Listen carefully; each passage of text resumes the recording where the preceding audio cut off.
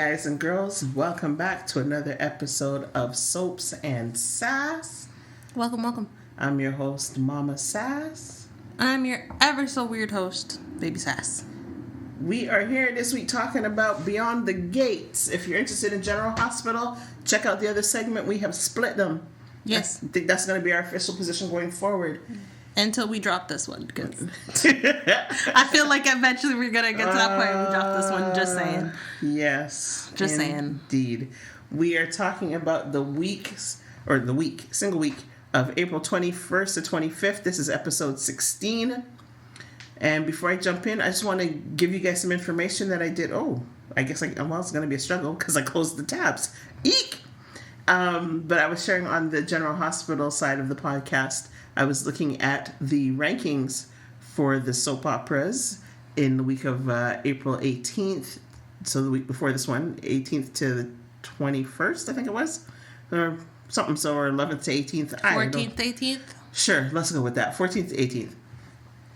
And what was really interesting is while Beyond the Gates is behind or in last place of all four daytime soaps in terms of total million of viewers, they are actually third in the key demographics of 18 to 49 and 25 to 54, where they are ahead of General Hospital, the longest running soap opera in daytime history. Hey. So, got to give it up to y'all for that. Way to go, cast, crew, writing staff of Beyond the Gates. Well done. I was about to say PNG. Listen. Don't talk to me about PNG. Don't. But maybe I'll start there before I get into the recap. Because, look. You want to talk about what had me hot? Out the gate. PNG, do better. Procter & Gamble, y'all are losing your minds. Really and truly. To the point that I had to go and look it up because I said, this is too ridiculous. I was not aware. And I guess it makes sense. So Procter & Gamble Studios is one of the sponsors, or they're in partnership with NAACP and CBS Studios to put Beyond the Gates on the air. Great. Fantastic. We're not stupid. Can you be a little more subtle in marketing your products? Because I'm telling you, I see Febreze on the shelf now in my grocery store, and I just have to kiss my teeth because it's like, if I see Nicole spray Febreze one more time, if I see any Dupree over at Nicole's place spraying Febreze in Nicole's place, clearly Nicole likes some Febreze. We get it. Got me foaming at the mouth. Now I'm so mad. Stop it. You're tied with OxyBoost? Put it where it makes sense. So far, the only place I've seen it where it made sense was when Ashley was doing her laundry in the apartment. That's the only place I ever saw, because she was picking up the clothes, putting them in the basket, and she picked up the soap at the same time. That is the only time it made sense. Every other time, y'all gotten ridiculous. Ridiculous. Wow, but y'all didn't expect it to get this hot already. Oh my goodness, but you started it. You started with Procter & Gamble. I was going to leave them alone to the end. I didn't think it was going to be that hot. Oh, man. It almost makes me turn off my TV. We are savvy consumers. You do not have to bash us in the face.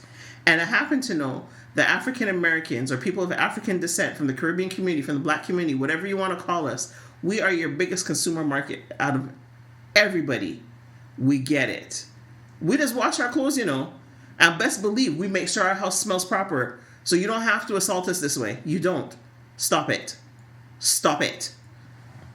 All right, so moving on to the recap. Before my mom blows a fuse, gasket, puts herself in the hospital, which I don't have time to be taking her to. Oh my goodness. Okay, recap.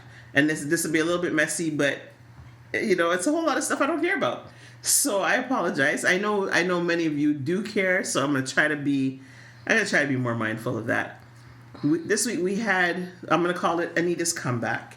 So we ended last week with the folks up at Uptown for karaoke night. Anita begrudgingly got on the stage and sang with Danny and Naomi. There was this random guy that the camera was panning to in the oddest of ways. Again, can you all be a little more subtle with your stuff? And because I know me and Baby Sass were like, who is this guy?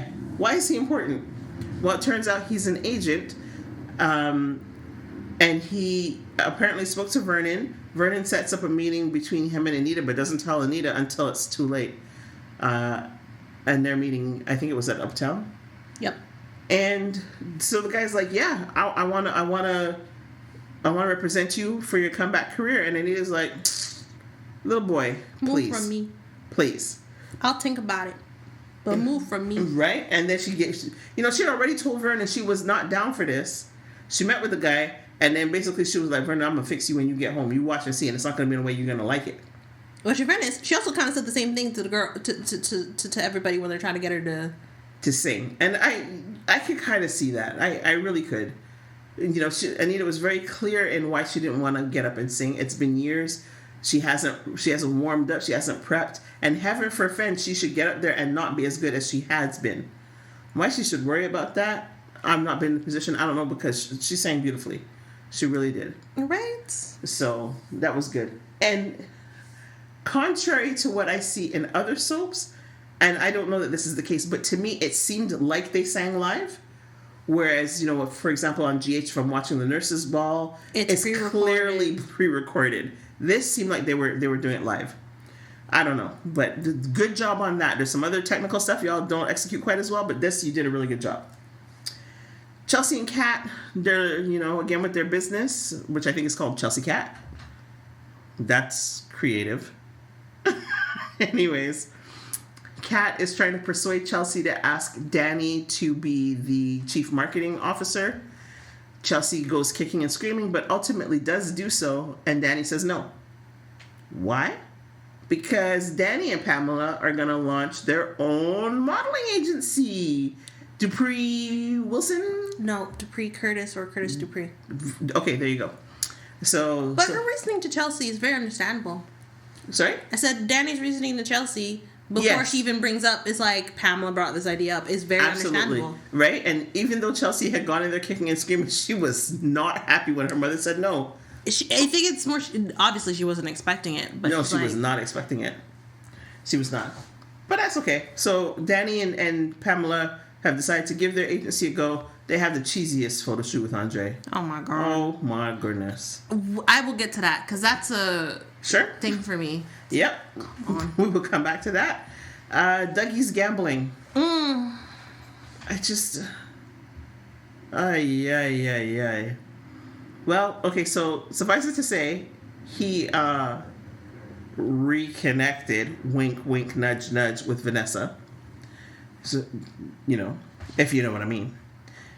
And then probably runs out the room. If they don't know what you mean, they're too young.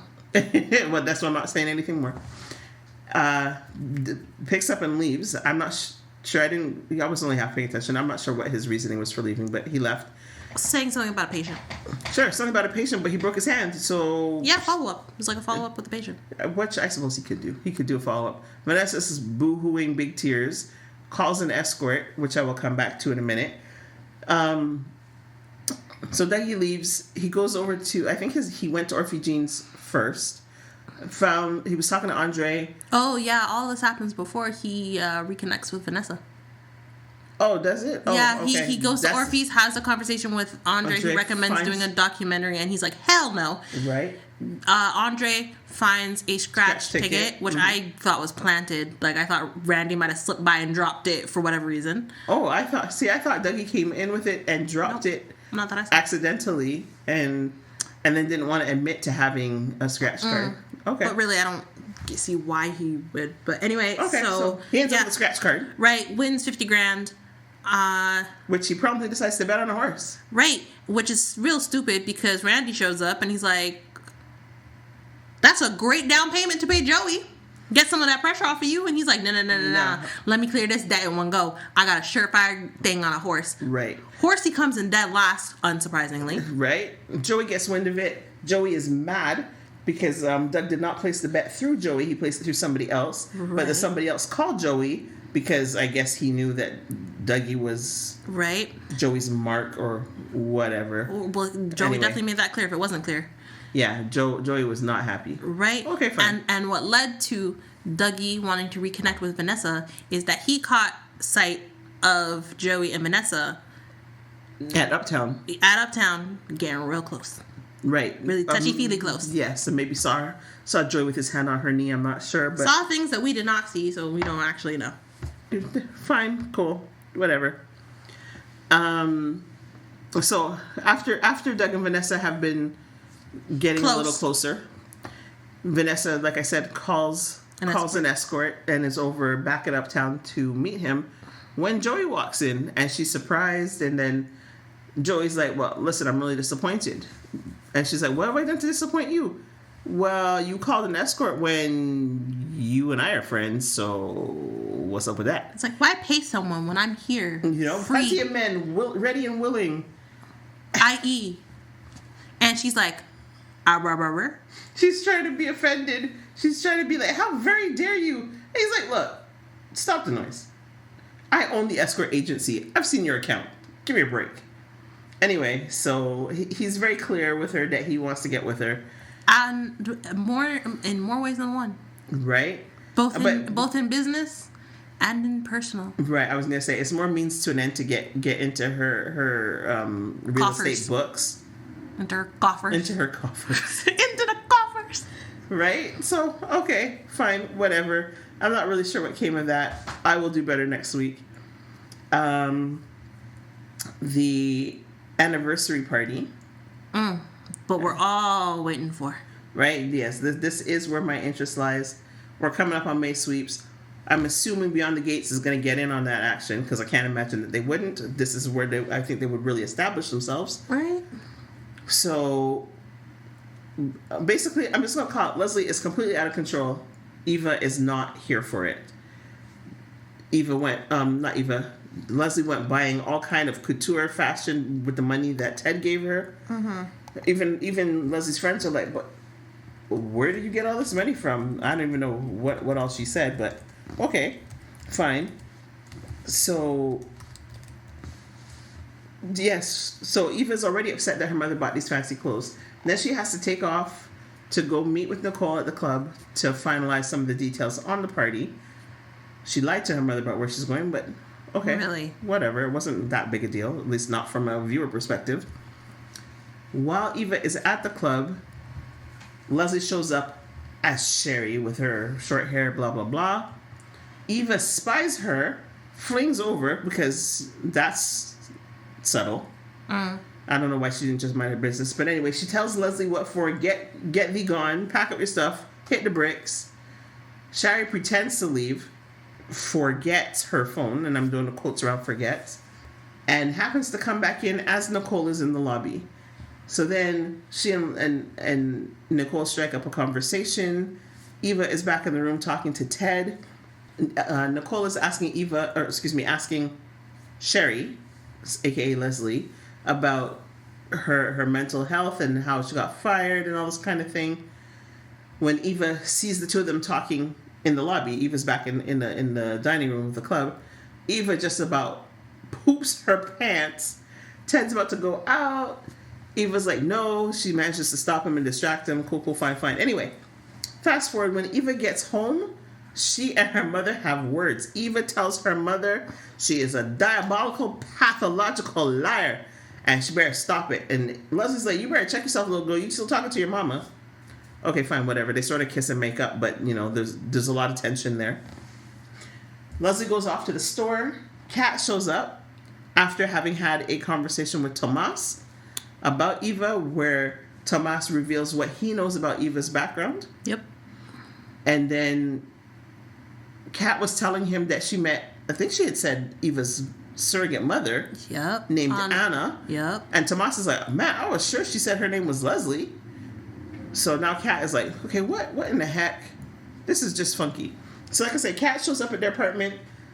She pretends she wants to call a truce with Eva. Eva is very sus of the whole thing. She's like, this don't make sense.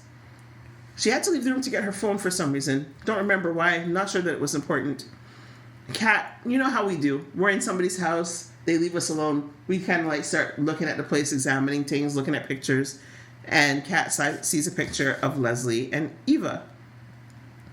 I'm not sure that she actually was able to snap a picture. She was trying to snap a picture. I don't know how hard it is to take your phone out and snap a picture. I don't know. It was a whole melodrama My girl got her phone out. I know y'all can't see me, but she's holding the phone at this photo for a good few minutes. Maybe she was putting the filters on. Because, I wouldn't even know. I think it was like she's trying to make sure the camera's not blurry or something, or it wasn't in focus. She was doing. And then Leslie comes back in, catches Kat trying to take a picture of a picture, and is like, "Who is you?" I'm not sure. Like, Leslie, do you think you look so different with or without a wig? Are you That's exactly what Eva said to her. It's like, just because you wear a wig doesn't mean you're unrecognizable. Like, it's like Ted would have recognized you if he saw you. I clearly recognized you Ted in a way. Ted did recognize her every time he saw her. You know? And I'm pretty sure from the flashback that Kat recognized her. Mm-hmm. You know, Eva introduced her as Leslie. So, you know, but again, Eva doesn't know that she and Leslie had already met. So, nope. Kat hightails it out of there. She couldn't get out of there fast enough. So, not sure what's going to happen with that next week. It'll be interesting to see.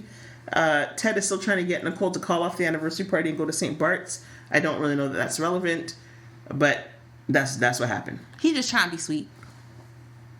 Sure. I'm like, oh, Nicole, if only you knew what was going to happen, you would take that trip. If you had any inkling that a whole set of mess was going to happen at that party, you'd be like, let's go.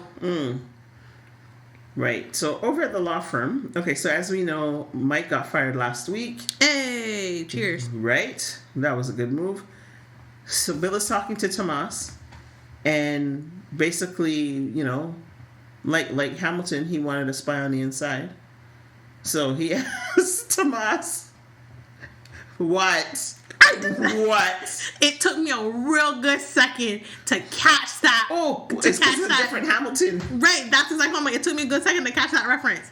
For those who don't get it, she's referring to Hamilton, the Broadway show, and Hercules Mulligan. Yeah, and it's like Alexander Hamilton saying, "Oh, how do we know this plan would work? Oh, well, we had a spy on the inside." That's right, Hercules Mulligan. So sorry. I really like Hamilton. The music was good. I so almost missed that. Come on, tell me you're proud of me. I am. Okay. But I almost missed that. Oh my goodness. Hey, so he wants Tomas to be the spy on the hiring committee with the three ladies because the review board. Yes, he's not gonna be caught offside again. No, he needs to know what's happening in his company. Right, and the way to do it is manipulate him using the partner position. Right, because Tomas did not look comfortable. Like I still can't figure Tomas out. I can't tell if he wants to be a good guy. I can't tell if he's just trying to get ahead. Right, and part of me questions like, do you really want to be a partner with Bill Hamilton though? Because you said you're like he's a mentor and you're just using him to get the information you need and the skills and the knowledge, but. It's like I don't know. It's like I want Tomas to come with some big surprise, like he's FBI or something, right? I don't know what's up with Tomas. And then it seems like he's trying to get close to Eva, like to maybe have a side chick, but he wants to be with Kat. Like I can't figure Tomas out, and I don't know if it's because like Auntie Sass called out the bad acting. I don't know. But I don't know. And it's really painful for me because I'm like, I really like Tomas as a character. So it's like the fact that you can't figure him out is really bugging me. I'm also like, sir, how are you you and Kat have gone out however many times? How are you not dating yet? And granted, I think that's more on Kat. Absolutely. I think she seems to be super cautious, which is fine, fair, and smart. Right. But you clearly like him. Just make it official at this point. Yes. Okay, so finishing up the recap, like I said, Bill asked Tomas to feed back all the information that's happening on the review committee, review board, whatever they're called. Haley just happens to be coming into the office. She overhears it. She lets Bill know that she is not down for this plan. She is not amused. She's not impressed, especially, thinking she might be pregnant. If she has a girl child, what kind of world would her daughter be working in? And she would want her to feel safe at whatever company she's at, not be used, abused, misused. Right, and she doesn't, and also it's like, as we know, it's like the review board is a confidential thing. So it's like, you don't want what you say to be like, you say something in one context and someone's like, granted they're in there as a spy, but they could relay that and the person perceives it as something else, and it's like, right, you weren't there, you didn't get the full context of what I was saying. So it's like, or she says something in a confidential, it's like, as we know, it's like doctor-patient confidentiality. It's like, I said this in confidence, not thinking this would not get out. But you know what? Really and truly, those women are naive. They are. To think that they could have gone back and everything would have been fine and tickety-boo. Right. I'm like, that's... Talk about the Lulu of the week. That's just the Lulu of the story. The story's period. Right. It's at like, the moment. It's like the $1 million, great. But again, you got taxes on that, so I would have upped that price. But again, why do you want to work in a company? Like, okay, you sure you want to have say you want to change, like, whatever.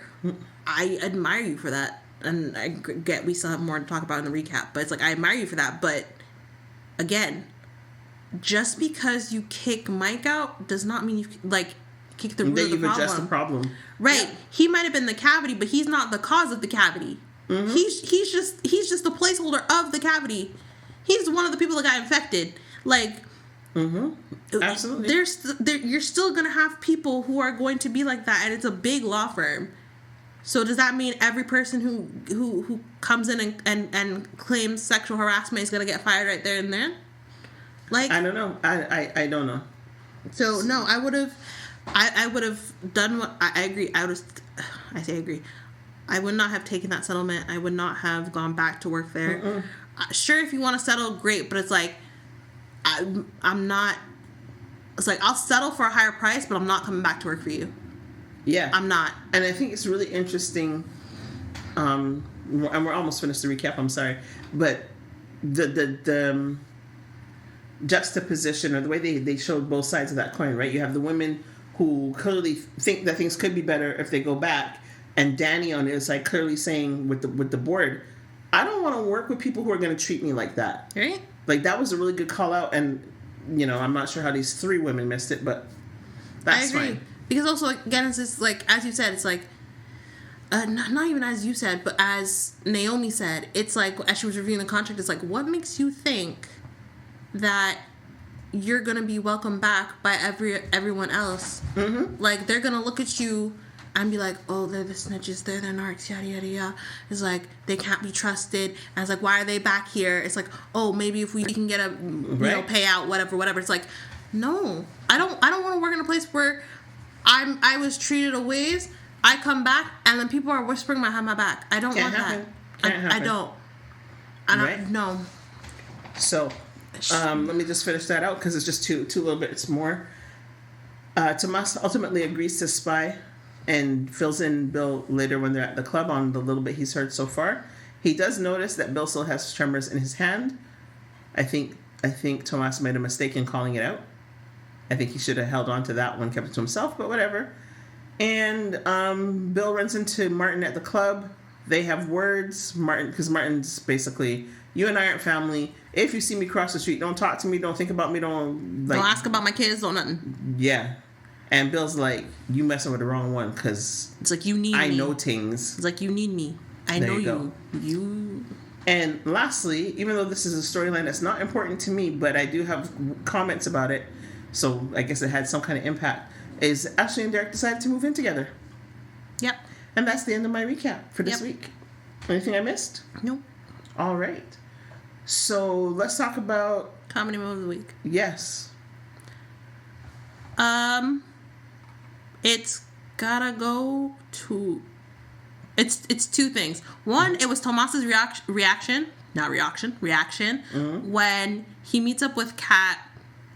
Probably let's say like an hour or so before she goes running off to Eva's house, and he's like, "Hey, what you doing? Shopping for clothes?" She's like, "No, I'm shopping for a spy cam." And he's like, "Oh, for what?" She's like, "No, because my mom confiscated my other one." And he's like, "Wait, you're serious?" Like, the look on his face was just like, dude, come on. How did... The other one was... Ashley and Derek weren't really all that important this week, but the scenes they did have, she was doing a compatibility test, and just her reactions to the responses that Derek gave and the faces she made, that was hilarious. Indeed. I don't think I have a comedy moment of the week. Alrighty. And what had me hot? Yes. What had me hot? There's a few things this week, and I'm going to start with what you were just talking about, which was Ashley and Derek. Mm-hmm. I Me personally, I don't know if it's my value system, but either way, it makes me very, very cross. First of all, it's almost comedy, but really, it just pissed me off. Derek says he wants to move in with Ashley. So first he sort of suggested he wanted to marry her, or that's what he was going to ask. Yeah, I'm like, don't insinuate that, because like that was my first thought. I'm like, oh Lord, you're gonna ask this woman to marry. He's like, no, that's what they want you to think. He's more than likely gonna ask her to move in together. Right? And then she just kind of freaks out, asks him questions, puts him on the spot. So it's like, you're gonna ask me to marry you? No. And when he said no because he was so startled, and then she's like, wait, you don't want to marry me? So slightly comedy, but more than anything, then he goes on to say, well, his lease is up with his friends, his roommates. It doesn't make sense to renew the lease with them, so might as well move in together. I was like, dude, you ain't smooth, you ain't slick, you ain't nothing. I was going to say, though, I'm like, and it didn't help because then he started to go into like a whole speech that was really sweet. And I was like, you're still making it sound like you're about to propose. I know you're not, but... But this is the thing. And the thing is, you're absolutely right. He was very sweet. You're the first person I want to wake up with in the morning. You're the last person I want to go to bed with at night. Marry the woman. Move in. Move in for what? If you know you want... Like, either you want to be with her or you don't. This whole game of, let me just see if it works out, play house, and eventually we'll get married? Look, stop being ridiculous. It has me hot. Make it make sense. You know, I understand this whole sex before marriage. You want to make sure you're compatible and whatever, but it's nonsense as far as I'm concerned. I can't speak for anybody else's feelings or values. That is my thing. And it just made me mad. If you love her enough to want to live with her, love her enough to marry her. It's disrespectful. I see it as disrespectful. It made me mad. I can't even come up with words. That is number one. Do you have what had me hot before I continue to number two? Well, I'm like, you were going on your spiel and some of the things you said, and I was like, Listen, you choose for your life. I know you have your own plans. You choose for your life. Don't worry about how I feel. My feelings are my responsibility. They are not yours. I don't have to agree with decisions you make. Yeah, you've told me constantly. I told you I'm not going to be here for it, but I'm not going to stop you. You're grown. But we don't have to air our personal business on the podcast. But yeah. It depends, because you said you have multiple, so my Have Me Hot might be something you have, so you might as well just continue. Okay, my second what had me hot is freaking Vernon. I like Vernon. I think I respect Vernon, but I think Vernon was so off base. You make arrangements for this agent to come and see Anita. Anita has told you any number of times about her fears, her concerns, her anxieties about going back on stage. I don't care what this other man said. Then you surprise her with the news in the restaurant in Uptown. Then the man is late. So already she's not going into this thing with a proper mindset. It's like, oh, it was no set time. It was a casual meeting. Yeah, my foot. Right, like... I'm sorry, I was going to slip into French and say, est-ce que j'ai une valise dans le dos? Do I look like baggage to you? Do I look like a suitcase you could just shove whatever you want and I'm just gonna carry it? No. So there was, and Anita said, I don't know how many times, and then she comes to find out the man spoke to Vernon, or maybe she found out first, I don't remember, but anyway, the man spoke to Vernon to approach Anita rather than approaching Anita directly. If you can't step to me like a grown person, why do I want to do business with you? Fair. If anyhow you're not getting your way, you're going to do an end run around me? Mm-hmm. No, please. No, you're not quality. You're not the person I want to work with. But Vernon, I think Vernon was off base and dirty to do that to his wife that he's been with for how many years, loves so much, knows her better than anybody. She knows him better than anybody. That was not cool. Not cool, sir, at all. Red flag on the play. Okay. Next. I think I'm going to start with those two. All right. Then for me, mainly... Oh, I did have another one. Sorry, but go ahead. Okay, so mainly Bill asking Tomas and manipulating him using the partnership. Mm-hmm. Because I'm really like, dude, like, you are just, like, really shady. Like, For me, it's like, okay, what was the point of offering them that anyway? Yeah. It's like, if you didn't want them to have a say in it, you shouldn't have made the offer. Like, I don't understand. And for you to go and ask Tomas to do that, it's like, you just have no morals, no conscience whatsoever. You just don't care. It's like, it's my name on the building. It's my, like, I pay you. So, you know, what you gonna do about it? You want this partner track? Your answer better be yes. Is basically what I heard. Mm-hmm. So I'm like, no, that's not. Wasn't cool with that at all. Had me pissed off. Not even hot, just pissed. Yeah. And then Haley coming in, listening. I really thought she'd be more upset about that. I really did. For her to be like, well, you know, Bill, it's like, I don't know how I feel. Like, I don't like that idea. And he's like, well, why not? It's like, well, you know, now that I'm pregnant, I'm like, what does you being pregnant have to do with you not liking the idea of him having a spy in these confidential meetings? Right. Just like, for you to be like, oh, well, you know, because it's a 50-50 chance that I'm going to have a girl. You know, the same thing could happen if you have a boy. The man could grow up, go to a job, and get harassed by a woman just as easily as a woman can get harassed by a man. So I don't understand. But for you to be like, I want her to feel safe. No, you want your child to feel safe anywhere. Doesn't matter if it's at work, school, just in life in general. Don't matter. That's true. So for her to bring up, it's like, just, you know, because I'm pregnant, maybe it's giving me a new perspective. It's like, no, how about the fact that these women were harassed by a man who was senior to them, made very inappropriate comments, and then they got fired. Yeah. And then your husband offers them their position back, and they're trusting him to let them make the decisions that would benefit the company.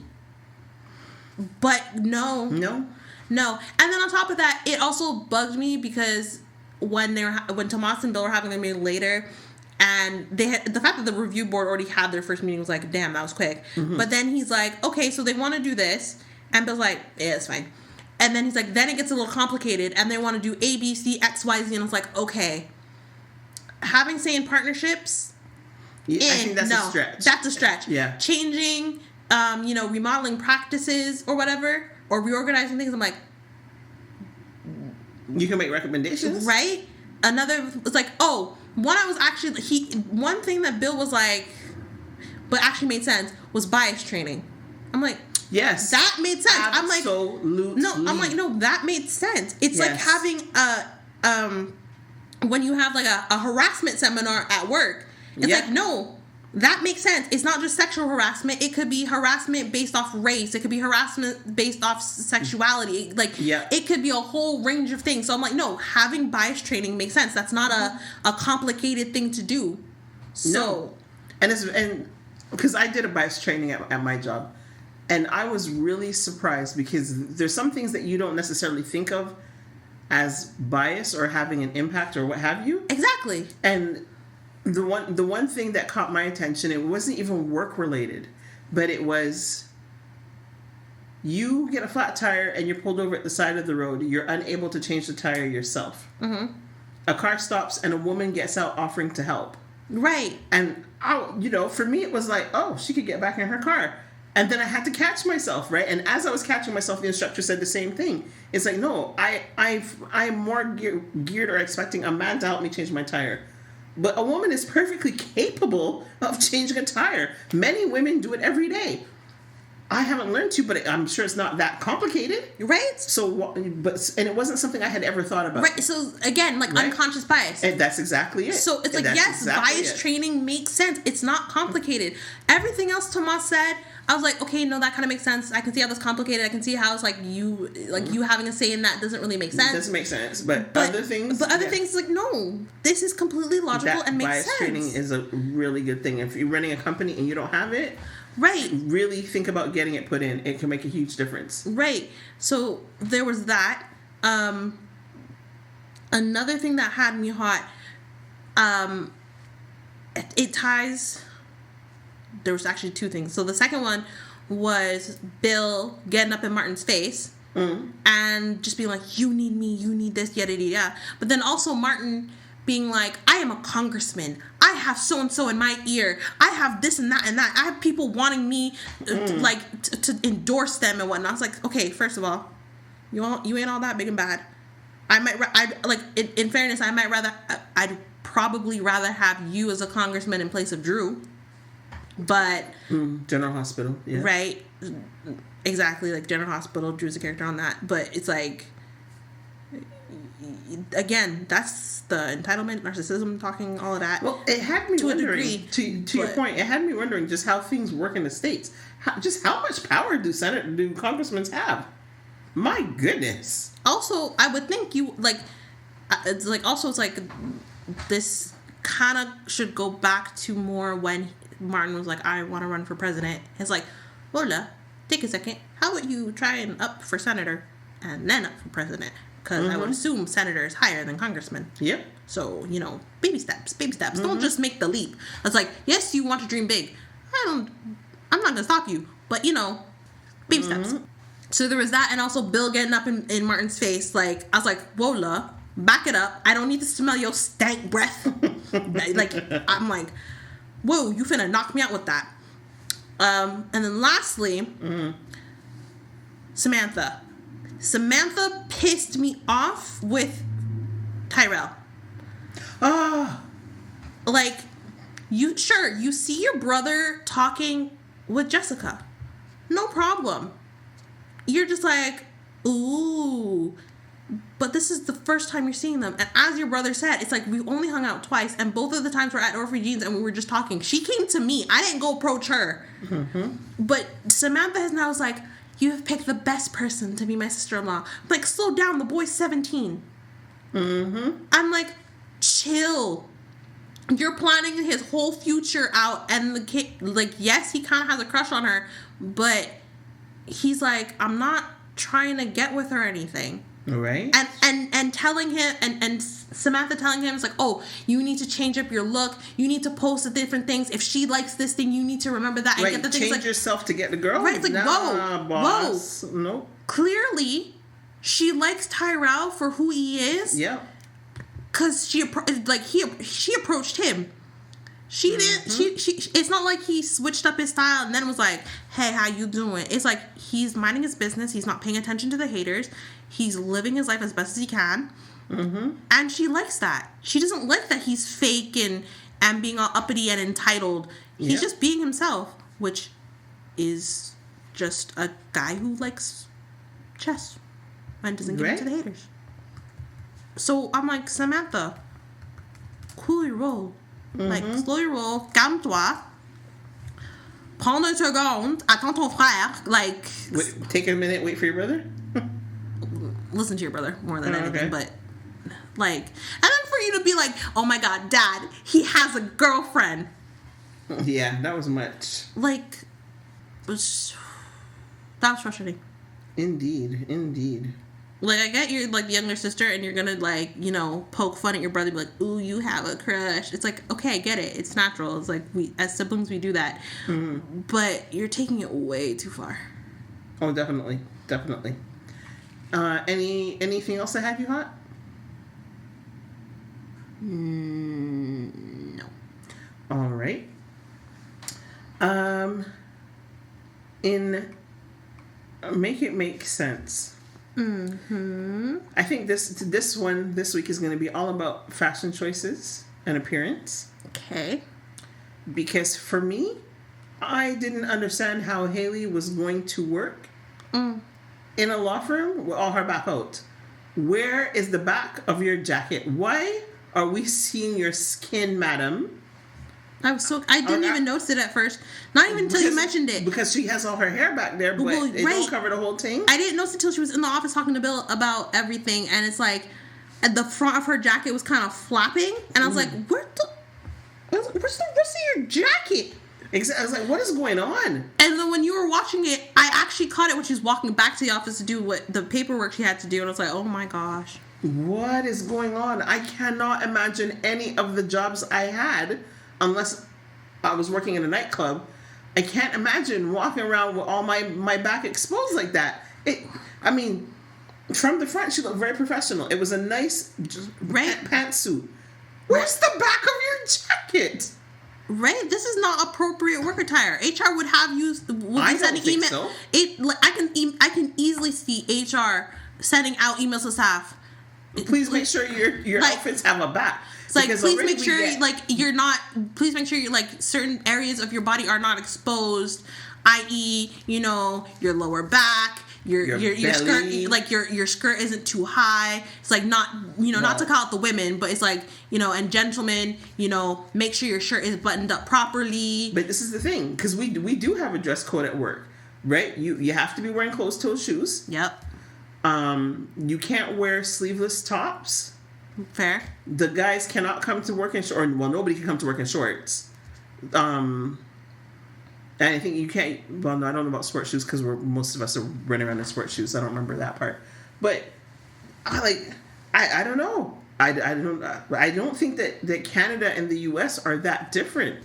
But I see some of the styles that my brethren and sisterin wear at work, and it's like, And here's the other thing. Is it because I was raised that way? Like, I don't get it. But here's the other thing for me. I'm like, I get you're paralegal, so I don't think you go into court as far as you can possibly. You can potentially, but notwithstanding. Okay, because I'm like, I can't imagine, like, being a judge, your defendant or the plaintiff or even a juror, and paralegal, lawyer, whoever walks up and is like, Your Honor, and I see half her back out. I can't. I cannot. I'd be like, I'm not saying don't dress sexy, because listen, you can look very appealing and be dressed professionally too, with your skin covered to a certain extent, right?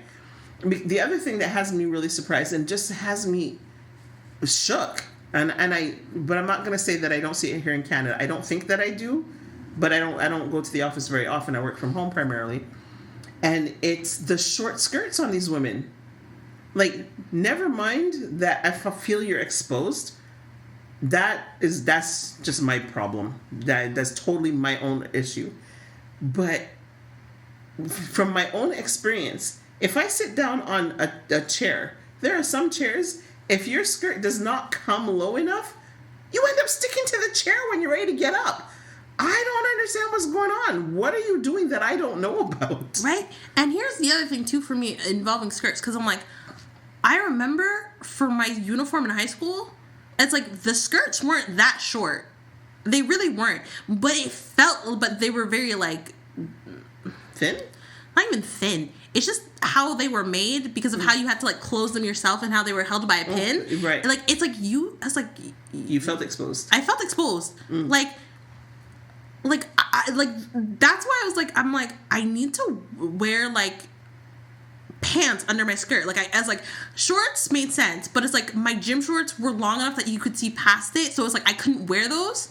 So I had to find a, like, proper, like, bike shorts or something to wear under it so it wasn't. But it's just like, you catch a breeze, you sit the wrong way, like, you are exposed. I'm like, I don't get it. And in fairness, the school could have figured out a better way to design the skirts, like a proper zipper in the back or whatever, but... Yeah. Because even I think Chelsea this week was wearing clearly a business suit, but it was short. It was. And I was like... I'm not even going to play like she didn't look professional, because she did. I was just like... And like, hell, I'm like, something you can do is like, okay, skirts exist. Make a business version of that. Oh, they exist. Okay, because I've never seen it. If anything, it's usually like the teen sporty kind. I've never seen those for professional attires. But point is, it's like, your skirt does not need to be that short. No, exactly. It's like the only people that I'm consistently... okay with how they're dressing, or that, sorry, I shouldn't, let me rephrase it, that I'm most comfortable with their look, that I would adopt myself. Let's put it that way. I think that's maybe a better way to phrase that. Naomi? Yes. Nicole, for the most part, there was one episode where she was wearing this off-the-shoulder thing. Oh, and I think was it blue satin? Or something? The one I'm thinking of was yellow. She may have had a blue satin one as well. Okay, I'm thinking of a blue one because that one looked really good on her. But this is it. Nicole looks amazing. She looks very professional. Certainly, if I don't think I could go to work with my shoulder exposed. I don't think I'm allowed. I don't think I'd be comfortable with it either. And it's like, where are they hiding their bra straps? Like they're wearing strapless bras, or they have the see-through ones. But this is it. It's like I have to understand these fashion tips because I am not a fashionista at all. So from that perspective, there's a lot for me to learn. Anita, I like the way Anita dresses. Yep. I don't think you have an issue with Ava style. There might be like some questionable. Yeah, thank you, Eva style. There might be some like. I don't like her skirts. I find her skirts are too short for me, and her boots. Fair enough. But she still looks good. She's a young adult, so in those cases they tend to go with the shorter skirts. Yeah. There's a couple of times she had her belly out, right? Barely, but still. I'm like, I don't understand how people can do that. I'm like, no, because honestly, sometimes it's like I'll find a shirt that I really like, and it'll be like a little shorter. Then again, I'm like, weight fluctuations. But even then, it's like the shirt might have shrunk, whatever. Yeah, and it's like if I'm just sitting there and it feels like my belly is exposed, I'm like, no, I gotta change my shirt. Right, but that's a personal taste, right? Definitely. But it's still just like, I don't know how y'all can just be out there in the world belly exposed. It's not my. I'm not that confident.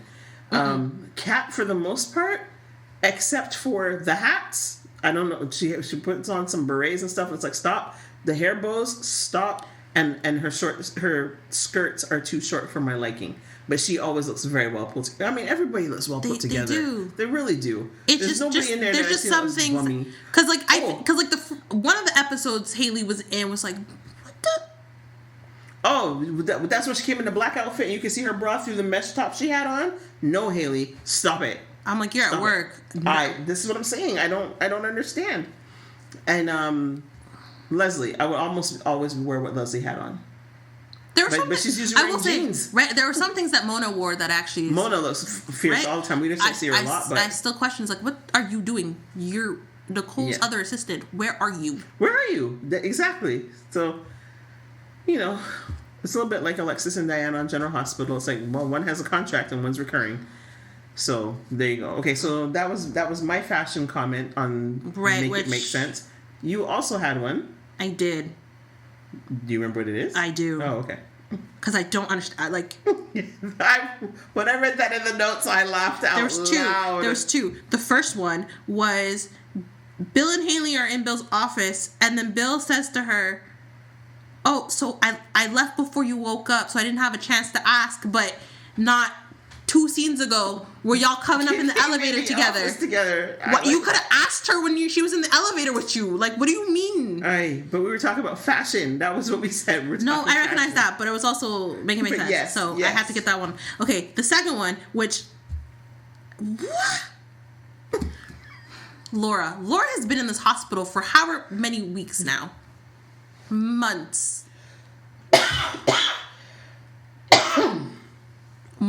if anything. Mm-hmm.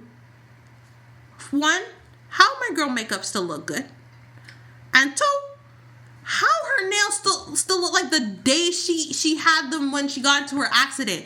I'm like, people get their nails done like every 2 weeks or so. How your nails still like at your cuticle looking fresh and pop like?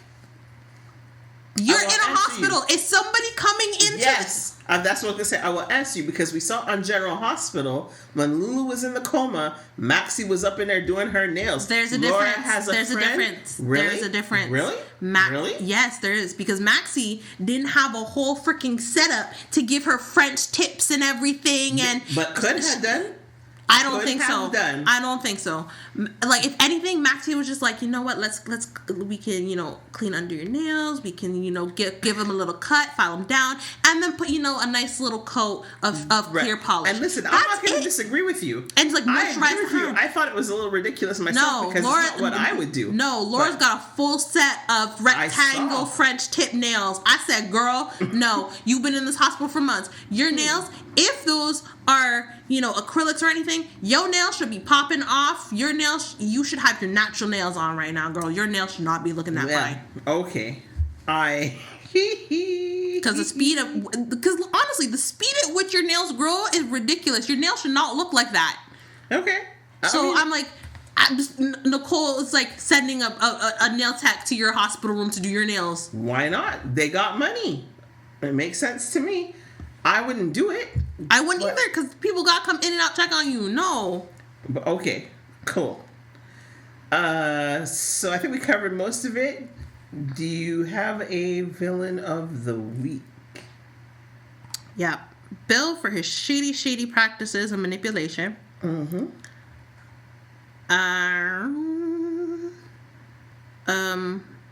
Leslie for, trying to her and her foolishness as per usual. Mm-hmm. And I'm sorry, Vernon, I gotta throw you under the bus this week. Just for real. Because what you did was not okay. It's like you basically manipulated your wife into going to this meeting and then hung her out to dry. But not even that. It was, oh my goodness, there's an actual word that I'm looking for. I'm blanking again. But basically you just, pins and needles in the wind. You caught her by surprise. Whatever the word I'm looking for is that. Blindsided. Like, thank you. You blindsided her. Mm-hmm. No. Yeah. I can totally get behind that. And it's also, it's like, I've told you, it's like, she doesn't want to do it. Mm-hmm. It's like she told you at the table when the karaoke was happening, she's like, and granted the peer pressure didn't help, but she's like, no, it's like, it's been too long. I'm not who I was back then. I'm not ready. I haven't had the time to do A, B, C, X, Y, Z. Just leave it alone. And as her husband, you should respect that. Yeah. It's like, yes, you can love and care for her and you want and want to, push her to do things, but you have to do it respectfully mm-hmm. and take no as an answer, because no is a one-word answer. Mm-hmm. No is a sentence. Indeed. I don't really have a clear villain of the week, to be honest.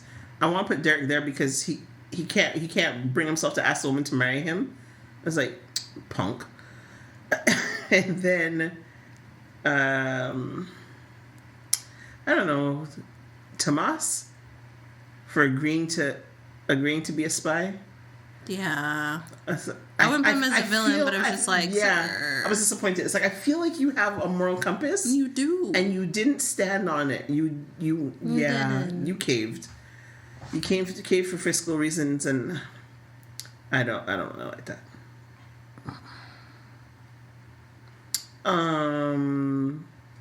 Hero of the week? Hero of the week is Danny being honest with Chelsea. Oh, nice. I feel like also Jacob was also shady for this one, but calling Naomi to help with June, and oh really? Yeah. And Naomi and Jacob both for that one, because it's like he's like, he said, it's like, you wanted to do more to help the community and here's your chance. So it's like, there you go. But I will say, I was like, I wasn't expecting Jacob to be like, ma'am, shut up and let me first explain. I wasn't ready for that. But overall, I'm like, I give it to those two as well as Danny, because those three, yeah, it was. Yeah, I was actually, for me, it was Jacob that he was willing to do what it took to help the homeless lady. And not just, yes. disregard her and... Exactly. Which now finally... Well, no, I won't. I'll keep it this way. Make it sassy. So, I have two. So, since we're talking about Jacob and Naomi, it was my make it sassy. One of them is June, the homeless lady, where Jacob and Naomi are over to the side discussing what to do. And the lady's like, I can hear you. You know I can hear you, right? It's like, you're using our love story against me? No. It's like, I can hear you. That was awesome. I was like, her whole entire attitude in that, every time she popped up was sassy. It was like, oh, for sure. It's like, move for me, you're not going to help. You better not be a social worker. Social worker. It's like, no, you're a lawyer then. Yep. Nah, I don't, yeah, it's like, even worse. I don't trust you as far as I can throw you, and that's not very far. Right? But it's one of the things I really liked about, and I'm trying to remember, I don't know if it was this week, but certainly with Beyond the Gates, I find they throw in things that we would actually say in real life. Mm-hmm. Or as we're watching, we're like, but you're in the same space. How can't you see? How can't you hear? And she's like, You are like 3 feet from me. I can hear you. Thank you, right? Because I'm like, not y'all family having feud where you're in a huddle and you're whispering. right. I'm like, y'all are having conversations in open places. Like Bill, when he was having his meeting with Tomas at the club, he's like, okay, we are in a space without prying ears or whatever. I'm like, you're in a country club. You're not in a private room. Well, you're not in your office. That was my same issue of Naomi discussing the case with a woman over at Orphe Jeans. That is true. So, but, and then I will technically throw Bill back into Villain of the Week. I completely forgot this to add to why. But it was also when we had the flashback with him and Chelsea. Oh. And Chelsea's like, Dad, like, Mom's been upset, but I want to tell her I want to quit modeling, but I don't want it to be, so can you, like, you know, make her happy, yada, yada. He's like, what can I do, like, what is me taking her on vacations and to the beach gonna do with, like, you're her husband. What do you mean? What's it gonna do? Okay, but I also recognize at the time he was also sleeping with Haley. Okay. I do recognize, because I could see the look on his face, and it's like, that's not the point. It's like, so what? You're sleeping with this other woman who you love. I'm like, but it's like, you're still married to this woman. Well, I can tell you so what. The so what of it was, he knows he's about to break up with her. So why is he going to take her on these romantic trips to give her more hope? It's going to be doubly devastating and more ruinous to what Chelsea's trying to do. Fair enough. And I think, and now thinking about it, now you bring it up at least that way, is like, I think Chelsea would have been more pissed. Like, I asked you to do this, and while you're doing this, you're... Yep. And that may be why Chelsea's so mad at him. Which also makes me think of when he was talking to Martin and Naomi, and Martin's like, no. It's like, but I was your favorite uncle. It's like, you were my only uncle, and all this and all that. And I'm like, Bill, you have to understand, it's like, Martin's not mad at you that, you know, you fell in love and married someone else. He's mad that you cheated on his aunt while you were married, lied about it, and, you know, it's like, it's the cheating that has him upset. Not that you left Danny. You could have left Danny, and he would have been like, okay, cool, whatever, you know, your marriage didn't work out. It's the fact that you cheated on her, and you hid it from their entire family. I don't know. I don't know if I agree with you, but I don't have anything to... That's how it seems. ...contradict either. Because I know, I'm like, from personal experience, it's like, granted, it's like, with you and Dad, it's like, you guys split up because you guys were having your own issues. But you tried to work it out. So I'm like, I'm not mad at either one of you. I'm mad that it didn't work out, but I'm like, I'm not mad at either one of you for splitting up. I would have an issue if, you know, either one of you was seeing someone else in the midst of your marriage. Then I'd be like, no. It's like, I'm not mad that your marriage didn't work out. That marriages don't work out all the time. That is fine. The fact of the matter is that you were with someone else while you were still married. Because I think I've told you this, and I say this all the time, especially when I'm reading. It's like, I don't condone cheating. It's like, you can do A, B, C, and I'll be like, okay, I'm not keen on it, but whatever. Second cheating gets thrown into the mix, all bets are off. No. Not happening. Fair enough. So. All right. My other side of sass, or make it sassy, was Eva when she was going off at her mother. Yes. You're a diabolical, pathological liar. Little girl, what are you talking about? I told you to leave the club and go home when I saw you, and you came back in. No, you didn't. Mama, I saw you at the club. Like, the beat was so long. Do you know who you sounded like just now? Jackie Harry? No. Who? You sounded like that one character on Fat Albert who can't actually speak. It's like, but you have those two people who know exactly what he's saying. Oh my goodness. She put so many bees on that club. I just like, oh my goodness. I laughed so hard I couldn't breathe. That was just freaking fantastic. And then Leslie starts scrambling. No, you didn't see me. You saw Sherry. Oh, shut up, lady. Stop it. Just shut up. Okay. Sorry, because I'm gonna get all hot and heated again. Do you have a Delulu of the week? It will forever be Leslie. Because again, it's like, She thinks I'm like, she just can't get over the fact. I'm like, how many times does this man gotta say he don't want you? And thinking that you're better than Nicole. I don't want you. Thinking that you're better than Nicole, and Nicole is uppity this and uppity that, and it's like, no. She's just happy and grateful for the life she has. She doesn't throw it in people's faces. No, agreed. And like, and what really bugs me is like, you are pretending to be someone you're not. You're interacting with Nicole and everything. But it's like, you see how she truly acts with you. She doesn't know who you are. Mm-hmm. It's like how, it's like, it's like, I think of it from the perspective of like celebrities. It's like they're so cautious with the people they meet because they're like, or who they become friends with, because it's like, people befriend me for the connections, the money, the this, the that.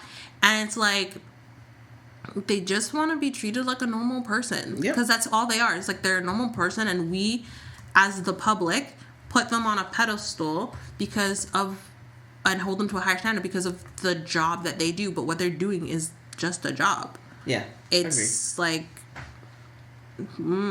so like if like I'm, that's why I honestly like hearing the stories of people who have met celebrities and see the celebrities incognito or whatever, and they know who they are, but they're just like, you're a regular person.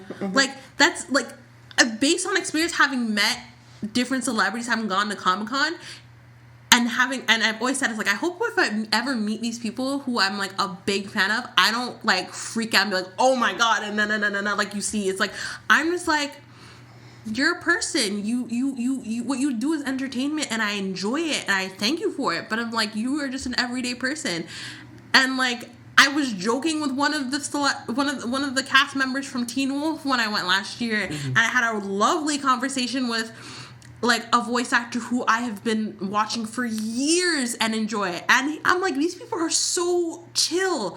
And I'm just like,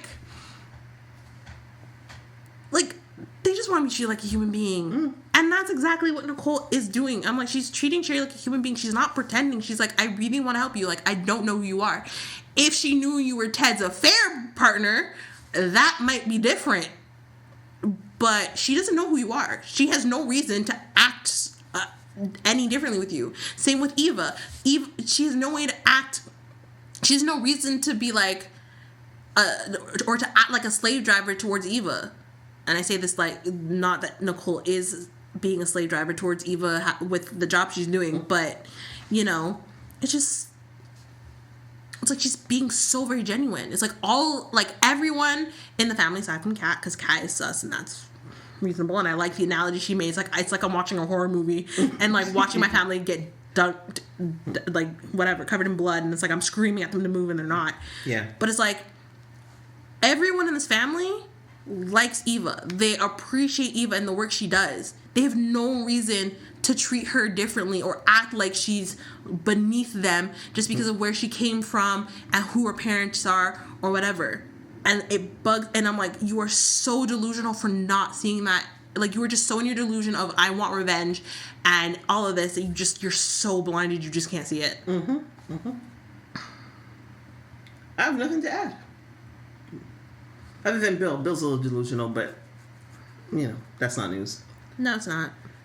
But anyways, it looks like from the previews, and I'm hoping that does not wait until, it's the 29th is the beginning of the party. Yeah. So hopefully that plays out pretty much the 29th to 30th and doesn't drag into the Friday. No. I think we'll have like the aftermath in the Thursday and the Wednesday, Thursday. Yeah. Or at least the Thursday, Friday. I think right. If there's an event where Danny should have her gun. Is this one. But honestly, I think Monday is like the prep. And probably the end of Monday is like, okay, everyone's starting to get ready for the party. Tuesday is the party, and the reveal. Beginning of the reveal. It's like the beginning of the reveal, or we do have the reveal. Wednesday, it's still the party, but we're focused on the reveal. And then Thursday, Friday, it's just the aftermath, and everyone's like, kasa. And just talking about what happened the next day or the night before. I think you're optimistic that story is going to play out the entire week. I don't think it will. Well, we'll see. Yeah, anyway. It's a new soap. How many storylines do they have? Anyway, all I say is prep for parties Monday. Fallout is Tuesday. Reveal is Tuesday, Wednesday. Yeah. And then the aftermath, the fallout, and everyone freaking out, news going around the gates is Thursday, Friday, and whatever. Okay. Cool beans. Yeah. Also, I hope to God, because I saw Nicole's dress, and it made me question if Leslie got the exact same one. Because when she was showing Mona and Ashley's mom, who I've forgotten her name already, when she came into Orpheus holding the bags, Ashley's mom pulled out a dress, and it looked to be the same color as the one Nicole had. Oh, okay. So I'm wondering if they both got the same dress. Could be. So. We'll see. Any final thoughts? No. All right. Well, then I guess that closes out episode 16. Woo. Soaps and sass. So come back next week where we will have a little more soap and a heck of a lot of sass. Talk to you then. Bye. Bye.